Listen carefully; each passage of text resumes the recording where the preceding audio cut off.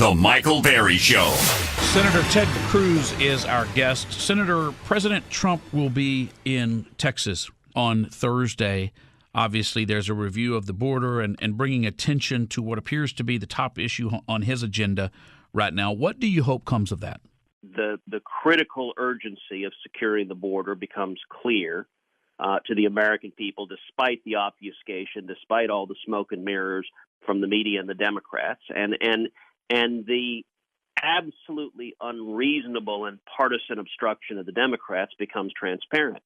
You've got Chuck Schumer and Nancy Pelosi who have forced a partial government shutdown because, for purely partisan reasons, they don't want to give in to the president on anything. They claim $5 billion is too much to build a wall. Most of the congressional Democrats have previously voted for $40 billion in border security and building a wall. And so they're just behaving like brazen partisans. The media is covering up for them. And so I think the president's going to the border and shining a light on the challenges and the security threats we have is a positive thing.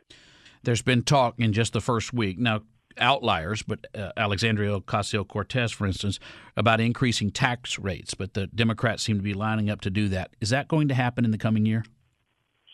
I do not believe we'll see a tax increase in the coming year. We may well see it pass out of the House, but I think the House will pass a lot of things that are economic nonsense and that would hurt jobs and hurt Americans. Hopefully, though, in the Senate, we'll have the good sense to stop that. You have proposed a constitutional amendment with regard to term limits. Tell us about that and why. Term limits is a policy that Texans and Americans overwhelmingly support by big bipartisan majorities. I've introduced a constitutional amendment that would limit House members to a maximum of 3 terms, which would be 6 years, that would limit senators to a maximum of 2 terms, that would be 12 years.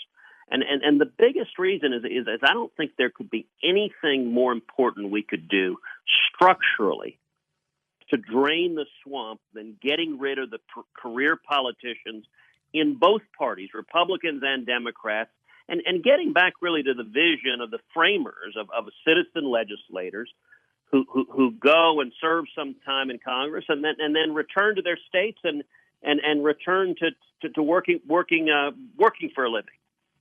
Senator Ted Cruz, you have just begun your second term after a real dogfight in the state of Texas against a very, very well-financed and well-organized and executed candidate. As you begin this second term, it would appear things are quite different from you. You're no longer the sole vote standing against the tide, but you appear to be a guy that the president, and he said this at his rally for you here in Texas just before you were reelected, a guy that he respects and that he leans on. How often do you talk to President Trump, and what is the state of your relations? The president and I would say, have a very good relationship. We speak frequently, sometimes once, twice, 3 times a week, sometimes less frequently than that. I last sat down with the president right before the shutdown. I and a handful of other senators went to the White House and spent a considerable amount of time with him talking about border security. The president was urging my colleagues to stand up and fight for the wall, and I agree with them on that it makes sense to stand and fight. And there are things Donald Trump says and does that I don't agree with, that I wouldn't say, but I have been very proud to work closely with him to enact positive policies that have benefited 28 million Texans, that have produced record low unemployment, and that have made America safer and more secure. I think that's good for Texas and good for the country. Incoming and now Senator Mitt Romney said some very harsh things about the president. How harmful was that? I thought that was very disappointing. I was sad to see Mitt write that op-ed. It was not lost on anybody that Mitt didn't write that op-ed before Election Day. That he waited till after Election Day, till after he'd been elected, to say that. I don't think it's beneficial for Republicans to play the role of chief critic of the president, and I hope that's not the role Mitt steps into. I hope instead he rolls up his sleeves and is willing to actually go to work delivering on our promises. That's what I've urged President Trump. It's what I've urged my colleagues to do. It's very simple. Let's do what we said we would do. And what I would encourage Mitt and everyone else to do is, rather than throw rocks and criticize, urge what is the right path. So listen, Mitt is absolutely right that we should behave with civility. We should treat people with respect.